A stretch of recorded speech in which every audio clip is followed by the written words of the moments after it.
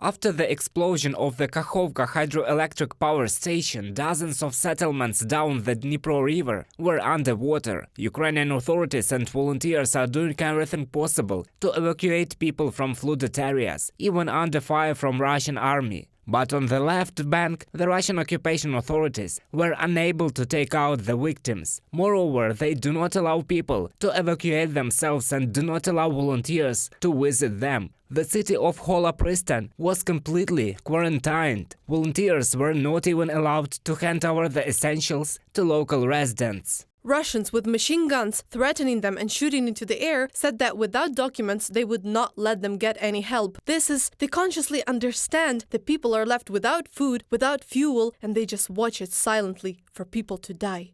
A week after the Russian invaders undermined the Kakhovka hydroelectric power plant in the Kherson region, 46 settlements remained flooded. In the neighboring Dnipropetrovsk region, 165,000 families in 32 towns and villages were left without water supply. President Putin's unprovoked war of aggression against Ukraine has changed our security environment for the long term.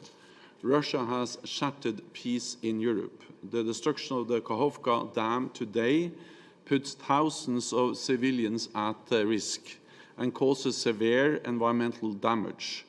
This is an outrageous act which demonstrates once again the brutality of Russia's war in Ukraine. Representatives of the International Criminal Court in The Hague have already begun to investigate the explosion of the dam of the Kakhovka hydroelectric power plant. It is very important that representatives of international justice saw with their own eyes the consequences of the Russian terrorist attack, and they themselves saw that the Russian terror continues, and it continues with the most cynical and cruel shelling of the flooded territory evacuation areas. The Russians continue to use terror tactics. On June 11th, the Russian invaders blew up a dam on the Mokry River. This is a border of Zaporizhia and Donetsk regions. So the Russians are trying to slow down the counteroffensive of Ukraine, said the representative of the defense forces of the Taurida direction, Valery Shershin.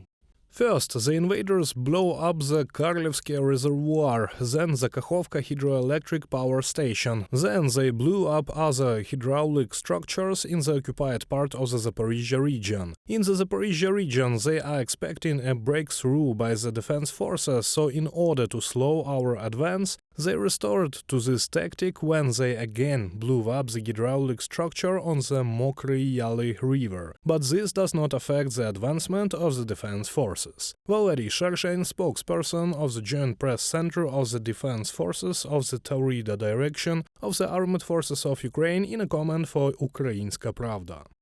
Ukrainian intelligence reports that Moscow is likely preparing a terrorist attack at the Crimean Titan enterprise in occupied Armyansk. According to intelligence information, the Russian occupiers are mining the workshops of the enterprise, as well as the planting explosives in the factory. The terrorist attack at the Crimean Titan enterprise, for which the Russian invaders are preparing, will mean an artificial man-made disaster, terrifying in its consequences. The refrigeration equipment of Crimean Titan uses about 200 tons of technical ammonia. In the event of an explosion at the plant, an ammonia cloud, depending on the direction of the wind, will cover nearby areas in half an hour. From the post of the press service of the main intelligence directorate of the Ministry of Defense of Ukraine on Telegram. The United States may recognize Russia as a state sponsor of terrorism. The relevant bills have already been submitted to Congress. The initiative was supported by representatives of both of Democratic and Republican parties. Reported by Roman Smoler, Natalia Husak, UATV News.